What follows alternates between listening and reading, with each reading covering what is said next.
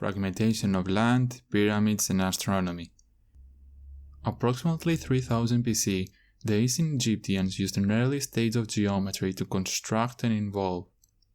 Knowing this, a Greek geometer, Pythagoras of Samos, around the 6th century BC, traveled to Egypt. He returned wiser and more excited than he was ever been. He claimed that there was something special about geometry, and he wanted to show off its grandeur. Since Pythagoras was a Greek, he wanted to approach the field of geometry with a philosophical point of view.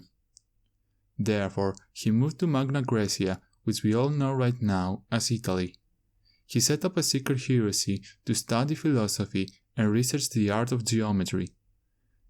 Everything was running beautifully for Pythagoras until they got hunted for their undemocratic views. Although Pythagoreans taught and shared their knowledge, they were more interested in the philosophy of Pythagoras and the ways in which mathematics could indicate the perfection of the universe rather than to provide a unified system. This is a job for Euclid, sometimes called Euclid of Alexandria. He is known as the father or founder of geometry, and we know almost nothing more about him except that he wrote a book. He wrote a 13-volume book which is called Euclid's Elements. This textbook is the root for all the mathematics, algebra, calculus, logic, and is the second more printed book of history before the Bible. He collected all the Pythagoras ideas and he extended them. So what makes this book so special?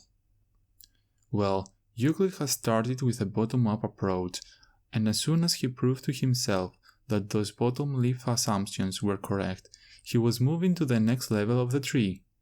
Therefore, the bottom leaves are some simple definitions, axioms, and conventional notions. Eventually, he managed to prove every element in geometry that no proof in the whole book requires knowledge beyond these initial definitions and the proofs that come before it. So how this book influenced the next generations? It was their first book to be organized in such a way as to form a self-contained system. His methodology became the foundation of mathematical thinking and, in many ways, the foundation of how we think about logic today. But there was a problem that bothered even Euclid. All the postulates are relatively simple, such as a straight line segment can be drawn joining any 2 points. However, the fifth postulate was super annoying even if you want to say it.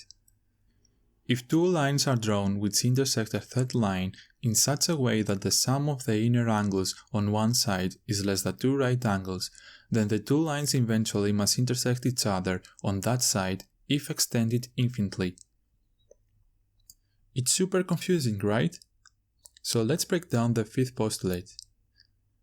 2 lines are drawn which intersect the third line in such a way that the sum of the inner angles on one side is less than 2 right angles, then the 2 lines eventually must intersect each other on that side if extended infinitely.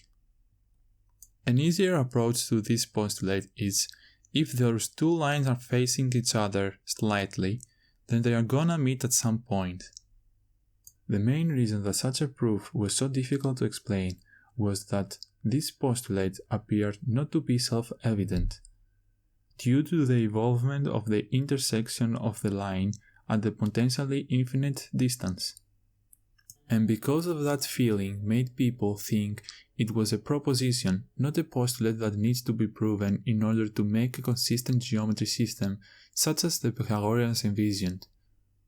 Finally, in order to avoid the delay, Euclid applied this postulate from the proposition 29 of the Elements 1. After Euclid, many of the great minds of the history tried to resolve this issue, but all of them failed. That was the ending of the video. Thank you so much for watching. Please like if you like, subscribe if you want to do more, and notification bell if you want to get notified for new videos. And support me on Patreon in order to help me raise money for my master's degree and keeps going on. Thank you so much.